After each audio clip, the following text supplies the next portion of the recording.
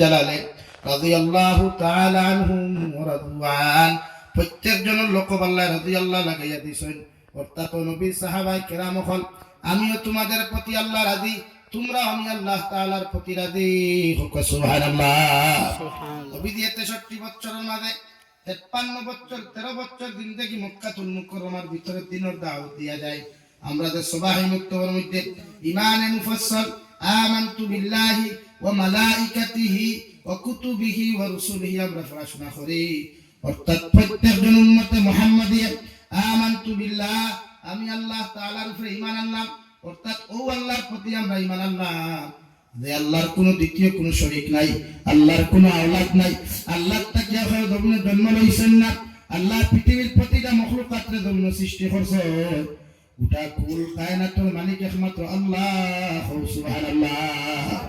ওখান বিশ্বাস করিয়া আমরা আল্লাহর এক আল্লাহ বলিয়া স্বীকার করি। 2 নম্বর মালাইকাতিহি, আল্লাহ যত ফেরেশতা নাজিল করছেন, যতজন ফেরেশতা করে জমিনের মধ্যে সৃষ্টি করছেন, প্রত্যেকজন ফেরেশতার প্রতিও দুনিয়ার প্রতি উম্মত হলে জমিনে ঈমান আনছেন। সুবহানাল্লাহ। অর্থাৎ আল্লাহর সৃষ্টিকৃত যত মখলুকাত আছে প্রত্যেক মখলুকাতরে বিশ্বাস করা।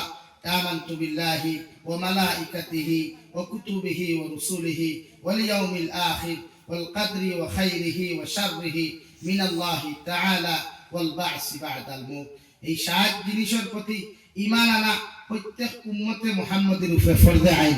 সুবহানাল্লাহ। কেউ যদি আল্লাহর এক আল্লাহ বিশ্বাস করে, আল্লাহর ফেরেশতা মানে না, এই পরিপূর্ণ ঈমানদার না, টোটালি বেঈমান। অর্থাৎ ফেরেশতা হওয়ার মালিক আল্লাহ না আমরা? আল্লাহ। ফেরেশতা হওয়ার মালিক কে ভাই? আল্লাহ। আল্লাহ যত কিতাব নাযিল করেছেন প্রত্যেকটা কিতাব আমরা জমিনের মধ্যে বিশ্বাস করিয়া যাই। আর কিয়ামতের দিনও যদি আল্লাহ কিতাব আপনার পেয়াগার আমরা সওয়াল করই, এর বাদে উম্মতে মুহাম্মাদিনা প্রতিজন নবী হর উম্মতেও আল্লাহর আদালতের মধ্যে সাক্ষী দিবা। সুবহানাল্লাহ। কিতাব হল আল্লাহ নাযিল করেছেন 104 খান কিতাব। এর মধ্যে কুরআন করিম দুনিয়ার শ্রেষ্ঠ কিতাব কালামুল্লাহ। লাগিগান আমরা দোয়া আছে, ওখানে তিলাওয়াত আমরা না থাকলেও মগর গরে গরে আমরা নামানত হিসাবে দোয়া আছে। আর এখানে অতদিন জমিন থাকবো যতদিন কিয়ামত হইতো না। সুবহানাল্লাহ।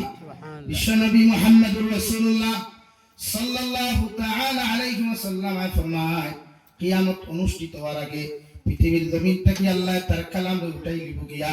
আমরা হয়তো ভাবতে পারি আমরা তাড়িয়া তাকিয়া, আলমিরাত তাকিয়া, মাসাজিদ হল তাকিয়া, লাইব্রেরি হল তাকিয়া আল্লাহ কালামুল্লাহ জমিন থেকে উঠাই লিবা না। আল্লাহর কালামর কিতাবগুলা জমিনে থাকব, কিতাবের ফাত্তা জায়গাত থাকব, কিতাবের জিলদগুলা জায়গাত থাকব। আল্লাহর কালামর ফাত্তা গুলা থেকে যে আয়াতগুলা লেখা আছে সমস্ত আয়াতগুলা জমিনে মিটি যাইব। সুবহানাল্লাহ।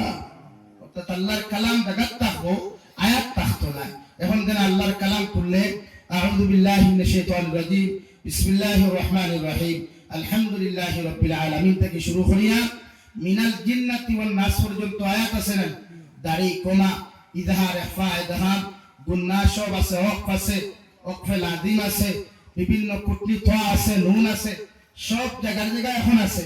বাট কিয়ামতের আগে এগুলা উঠে যাব গিয়া। আল্লাহ বলেন বিশ্বনবী ফরমান ওয়াল ইয়াউমিল আখির